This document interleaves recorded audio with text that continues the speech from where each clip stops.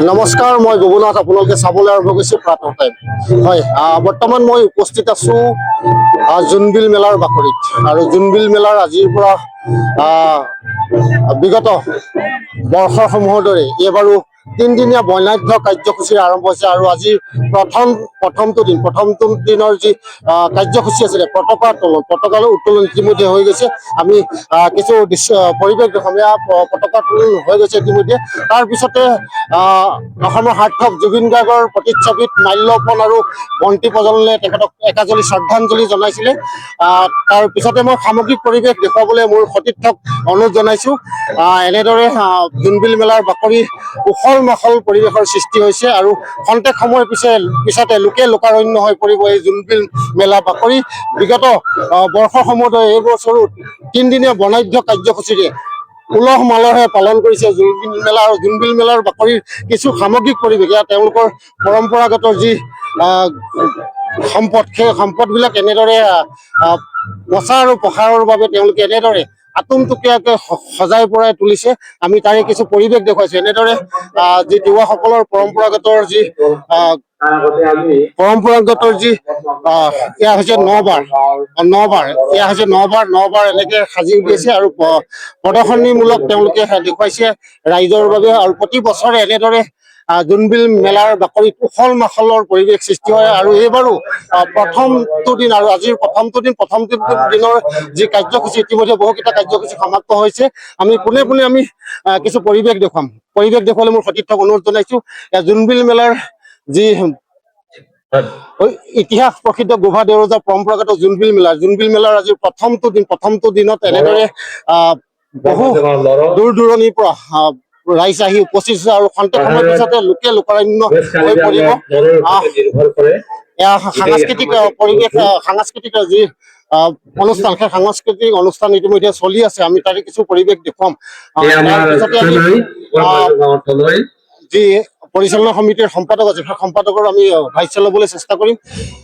আজি জোনবিল মেলাৰ যি প্ৰথমটো দিন, সেই প্ৰথমটো দিনৰ বহুকেইটা কাৰ্যসূচী ইতিমধ্যে সমাপ্ত হৈছে আৰু লোকাৰণ্য হৈ পৰিব। খন্তেক সময়ৰ পিছতে লোকাৰণ্য হৈ পৰিব। আৰু অহাকালিলৈ পুৱা 6 বজাৰ পৰা 6 বজাৰ লগে লগে মুদ্ৰাৰ বন্ধ হৈ যাব। বন্ধ হৈ যোৱাৰ পিছতে বিনিময় প্ৰথা হ'ব। পুৱা 10 বজাৰ ক্ষমা কৰিব, পুৱা 6 বজাৰ পৰা 10 বজালৈকে মুদ্ৰাৰ প্ৰচলন বন্ধ হৈ পৰিব। ইয়াক উল্লেখ কৰিব লাগিব যে প্ৰাচীনতম ঐতিহাসিক গোভা দেউৰজাৰ জোনবিল মেলাৰ এক বৈশিষ্ট্য। প্ৰতি বছৰে জোনবিল মেলাত এনেদৰে মুদ্ৰাৰ প্ৰচলন বন্ধ হৈ যায়। আৰু কিছু পৰিৱেশ মই দেখুৱাই থাকিম, সামগ্ৰিক পৰিৱেশ দেখুৱাই থাকিম। আৰু আমি ধাৰাবাহিকভাৱে যি তিনিদিনীয়া বৰ্ণাঢ্য কাৰ্যসূচী জোনবিল মেলাৰ আয়োজন কৰিছে, আমি ধাৰাবাহিকভাৱে বাতৰি পৰিৱেশন কৰি থাকিম। তাৰপিছতে আমি পোনে আমি যাম পৰিচালনা সমিতিৰ সম্পাদক আছে, সম্পাদকৰ পৰা আমি কিছু ভাষ্য ল'ম। কেনেদৰে জোনবিল মেলাৰ বিগত বৰ্ষসমূহত এইবাৰো কেনেদৰে আয়োজন কৰিছে তেখেতৰ পৰা আমি ভাষ্য ল'ম। এয়া হৈছে পৰিচালনা সমিতিৰ সম্পাদক। কি ক'ব? সুন্দৰভাৱে ইতিমধ্যে আজিৰ দিনটো অতিবাহিত হৈ গৈছে। আৰু পাহাৰৰ লোকসকলে বহু সংখ্যক লোক ইতিমধ্যে আহি গ'ল। যোৱাকালি ৰাতি 8টা বজাৰ পৰা আহি আছে, এতিয়ালৈকে আহি আছে।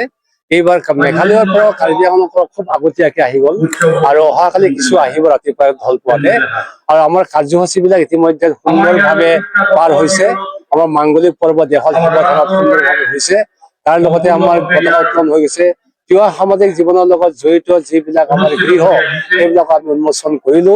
আৰু আমাৰ যিখন জোনবিল স্মৃতি গ্ৰন্থ, সেইখন আমাৰ জিলা উপায়ুক্ত মহোদয়ে উন্মোচন কৰি গৈছে। আৰু মিণ্ডাই গীত নামৰ যিখন সৰু পুস্তিকা, সেইখনো আমাৰ অসম উন্নতি সভাৰ সাধাৰণ সম্পাদক অতনু সমাদেৱে উন্মোচন কৰিছে। আৰু বিভিন্ন জনগোষ্ঠীৰ সাংস্কৃতিক অনুষ্ঠান সমাপন হৈছে। আৰু খন্তেক পিছতে গোভা ৰজাই বাঁহ বিষৰ সৈতে পৃথিৱী চাব। আজি এইখিনি আমাৰ কাৰ্যসূচী। এয়া আছিলে জোৰসিং বৰদলৈ ডাঙৰীয়াৰ মন্তব্য। আৰু পোনে যাম বিষয়ববীয়া আমি মন্তব্য ল'বলৈ চেষ্টা কৰিম। হয়, কি ক'ব? হয়, আমাৰ যি তিনিদিনীয়া কাৰ্যসূচী ঐতিহাসিক জোনবিল মেলা, আজি প্ৰথম দিনা কাৰ্যসূচী। প্ৰথম দিনত আমাৰ ইতিমধ্যে গোভা দেশৰ শিৱথানত আমাৰ পূজা পাৰ্বণ হৈ গৈছে। দ্বিতীয়তে আমাৰ গাভৰু আমাক বন্তি প্ৰজ্বলন কৰি আহিছে। তৃতীয় কাৰ্যসূচী আমাৰ পতাকা উত্তোলন কৰিলে। আজিৰ দিনটোত আমাৰ সাংস্কৃতিক অনুষ্ঠান চলি আছে। সন্ধিয়া আমাৰ সাংস্কৃতিক অনুষ্ঠান চলিব। সাংস্কৃতিক অনুষ্ঠান চলা আমাৰ আজি দেখিছে আপোনালোক পাহাৰৰ পৰা আমাৰ যি মামা আনাইসকল নামি আহিছে। আজি ৰাতিটো থাকি কাইলৈ পুৱা ভাগত যি বিনিময় প্ৰথা সেই বিনিময় প্ৰথা আৰম্ভ হ'ব। কেই বজাৰ পৰা বিনিময় প্ৰথা আৰম্ভ হ'ব? বিনিময় প্ৰথা আমি 6 বজাৰ পৰা আৰম্ভ কৰিম। প্ৰায় কেই বজালৈকে থাকিব? 6 বজাৰ পৰা 3 ঘণ্টা সময় বিনিময় কৰিব। হয়, এয়া আছিলে উদযাপন সমিতিৰ বিষয়ববীয়া মন্তব্য। আৰু মই মোৰ সতীৰ্থক অনুৰোধ জনাম মঞ্চৰ কিছু পৰিৱেশ দেখুৱাবলৈ। এয়া হৈছে মঞ্চৰ কিছু পৰিৱেশ। এনেদৰে বিশিষ্ট অতিথিসকল আহি ইয়াত উপস্থিত হৈছে আৰু মই মন্তব্য ল'বলৈ চেষ্টা কৰিম। পোনে পোনে মই মন্তব্য ল'বলৈ চেষ্টা কৰিম। কি ক'ব? জোনবিল মেলা সঁচাই এইটো আমাৰ তিৱা জাতিৰ এটা ঐতিহ্যময় অনুষ্ঠান। আজি জোনবিল থকাৰ কাৰণে কি হৈছে, আমাৰ তিৱা পাহাৰ ভৈয়ামৰ যিসকল জাতি ভাষা বৰ্ণনি বিভাগী আহি ইয়াতে এটা সমন্বয়ৰ বান্ধোন সৃষ্টি কৰিছে। আৰু এই জোনবিল মেলাৰ মূল সত্তাটো হৈছে ইয়াত বাৰ্টাৰ চিষ্টেম বিনিময় প্ৰথা। এই বিনিময় প্ৰথা আজি পৃথিৱীৰ বহু ঠাইত কোনো ঠাইতে আমি দেখা পোৱা নাযায় বৰ্তমান অৱস্থা। গতিকে আমি এই জোনবিল মেলাৰ জৰিয়তে আজি মৰিগাঁও জিলাত গোভা ৰাইজৰ সৌজন্যত জোনবিল মেলা আয়োজন কৰিছে। তাতে আমাৰ ইয়াতে হাটু ৰজা, পাচু ৰজা আৰু অসমৰ মধ্য অসমত থকা বিভিন্ন ৰাজ্যৰ পৰা অহা ৰজাসকলে আহি অংশগ্ৰহণ কৰিছে। অংশগ্ৰহণ কৰি আমাৰ যি জোনবিল মেলা গোভা ৰজা যি পাতিছে, যিসমূহে যাতে সহায় সহযোগ কৰি অনুষ্ঠানটোক আগুৱাই নিয়াত যথেষ্টখিনি অৰিহণা আমি যোগোৱাত সহায় কৰিছো।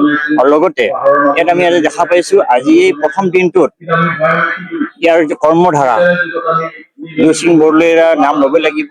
আৰু আমাৰ ৰাজদৰবাৰৰ সভাপতি তেখেত, আৰু লগতে আমাৰ সম্পাদক প্ৰশান্ত কুমাৰ দেৱৰ, আৰু লগতে ইয়াৰ আমাৰ সদস্যসকল আছে, আৰু লগতে আমাৰ বিভিন্ন ৰাজ্যৰ পৰা অহা যি ৰাজ পৰিষদ ৰজাৰ লগতে তেওঁলোকে আজি অনুষ্ঠানলৈ আজি সুবৰ্ধন আগবঢ়াইছে। তেওঁলোকক আমি শলাগ ল'ব লাগিব। আৰু আপোনালোকে দেখিছে জোনবিল মেলা বুলি ক'লে আমি ভাৰতবৰ্ষ বা অসমতে ইয়াত সীমাবদ্ধ হৈ থকা নাই। ইয়াত আমি গোটেই বিশ্ব দৰবাৰলৈ আমি যোৱা দেখিছো। আজি ইয়াক লৈ বিভিন্ন গীত নাট গীত গোৱা আমি গীত ৰচনা কৰা দেখিছো। ইয়াৰ জৰিয়তে বহু শিল্পী আগবঢ়াই যোৱা দেখিছো। আজি ইয়াৰ লগত আমি দেখা পাইছো যে বিভিন্ন ভাষা ভাষী সকলে আহি ইয়াত যি অংশগ্ৰহণ কৰি তেখেতসকলে যি আনন্দ উপভোগ কৰিছে ইয়াৰ দ্বাৰা আৰু আগন্তুক দিনত, সেইকাৰণে আমি ভাবিছো অসম চৰকাৰলৈ আমি অনুৰোধ কৰিছো, ভাৰত চৰকাৰলৈ অনুৰোধ কৰিম যে এই জোনবিল অনুষ্ঠানৰ লগতে আমাৰ তিৱা জাতিসকলৰ মাজত থকা বিভিন্ন সাংস্কৃতিক অনুষ্ঠান যেনে বৰদ আছে, য়াংলি আৰু বিভিন্ন ধৰণৰ এনেকে অনুষ্ঠানবিলাক আছে, সেই অনুষ্ঠানবিলাক সাংস্কৃতিক অনুষ্ঠান জীয়াই ৰখাত যাতে তেওঁলোকে সহায় সহযোগ আগবঢ়ায়, তাৰ কাৰণে মই অসম চৰকাৰ ভাৰত চৰকাৰক অনুৰোধ জনাম। যদি আমাৰ তিৱা জাতিৰ জীয়াই থাকিব হলে আমি ভাষা সংস্কৃতিৰ লগতে আমি জীয়াই ৰাখিব লাগিব। যদি ভাষা নাথাকে, সংস্কৃতি নাথাকে, তেতিয়াহ'লে আমি তিৱা বুলি নিজেও পৰিচয় দিব নোৱাৰিম। আজি দেখিছো স্কুলসমূহত কোনো বিদ্যালয়তো নাই তিৱা ভাষা প্ৰচলন। গতিকে তিৱা ভাষাটো আমি থাকিব কেনেকে, তিৱা জাতি থাকিব কেনেকে? আজি আমি পাহাৰৰ বাহিৰে আমি ভৈয়ামৰ যিসকল তিৱা আছো আমি নিজে নাজানো। আজি আমি জানিবলৈ ইচ্ছা কৰি আমি জানিব চেষ্টা কৰিছো। গতিকে অসম চৰকাৰলৈ মই অনুৰোধ জনাম, স্কুলৰ পৰা প্ৰাইমেৰী স্কুলত যাতে আমাৰ তিৱা ভাষাটোৰ ক্ষেত্ৰত শিক্ষক নিযুক্তি দি এই তিৱা ভাষাটোৰ জাতিটো জীয়াই ৰখাৰ লগতে তেওঁলোকে যাতে আগলৈকে এটা ভাল পদক্ষেপ লয়। আৰু তিৱা জাতিটো এনেধৰণৰ অনুষ্ঠানবিলাক ৰাইজৰ মাজলৈ নিবৰ কাৰণে তিৱা জাতিটো যাতে আগলৈ আগবাঢ়ি যাব পাৰে, ফাইনেন্সিয়েলি ইকনমিকেলি হওক বা সামাজিক ক্ষেত্ৰতে সংস্কৃতি আগবাঢ়ি যাতে অসম চৰকাৰৰ লগতে ভাৰতবৰ্ষৰ চৰকাৰে যাতে উদগনি যোগায়, তাৰ কাৰণে আমি ভৈয়ামৰ যিসকল তিৱা আছো আমি নিজে নাজানো। আজি আমি জানিবলৈ ইচ্ছা কৰি আমি জানিব চেষ্টা কৰিছো। গতিকে অসম চৰকাৰলৈ মই অনুৰোধ জনাম, স্কুলৰ পৰা প্ৰাইমেৰী স্কুলত যাতে আমাৰ তিৱা ভাষাটোৰ ক্ষেত্ৰত শিক্ষক নিযুক্তি দি এই তিৱা ভাষাটোৰ জাতিটো জীয়াই ৰখাৰ লগতে তেওঁলোকে যাতে আগলৈকে এটা ভাল পদক্ষেপ লয়। আৰু তিৱা জাতিটো এনেধৰণৰ অনুষ্ঠানবিলাক ৰাইজৰ মাজলৈ নিবৰ কাৰণে তিৱা জাতিটো যাতে আগলৈ আগবাঢ়ি যাব পাৰে, ফাইনেন্সিয়েলি ইকনমিকেলি হওক বা সামাজিক ক্ষেত্ৰতে সংস্কৃতি আগবাঢ়ি যাতে অসম চৰকাৰৰ লগতে ভাৰতবৰ্ষৰ চৰকাৰে যাতে উদগনি যোগায়, তাৰ কাৰণে মই অনুৰোধ জনাম। হয়, এয়া আছিলে মন্তব্য তিৱা ৰাজদৰবাৰ ৰজা তেখেতৰ মন্তব্য ল'লো। কিছু বিষয়ববীয়া আমি মন্তব্য আৰু পৰিৱেশ দেখুৱালো। আমি ধাৰাবাহিকভাৱে 3 দিনীয়া যি বৰ্ণাঢ্য কাৰ্যসূচী আয়োজন কৰিছে জোনবিল মেলা, ধাৰাবাহিকভাৱে বাতৰি পৰিৱেশন কৰি থাকিম আৰু চাই থাকিব প্ৰাতঃ টাইম। অসমৰ সংবাদ জগতখনৰ বাবে এক সুখৰ খবৰ। আপোচবিহীন ৰাইজৰ কণ্ঠ সাপ্তাহিক কবচ পুনৰ এবাৰ অসমৰ ৰাইজৰ মাজলৈ। স্বত্বাধিকাৰী প্ৰণীতা কলিতাৰ দ্বাৰা প্ৰকাশিত আৰু আপোচবিহীন একাংশ নপুৰণি অভিজ্ঞতাপুষ্ট সাংবাদিকৰ দ্বাৰা প্ৰচাৰিত তথা eco printing press Guwahati Katabari গড়চুকত মুদ্ৰিত সাপ্তাহিক কবচ এতিয়া অসমৰ বিভিন্ন প্ৰান্তত উপলব্ধ। আমাৰ ঠিকনা মুখ্য কাৰ্যালয় অসম ফৰেষ্ট স্কুল হৰি মন্দিৰ পথ গুৱাহাটী আৰু উপ কাৰ্যালয় Kalita market Bijoynagar Kamrup Assam. Mobile number হৈছে 9435114666 70024728813। আমাৰ ইমেইল আইডি হৈছে kobos2025@gmail.com।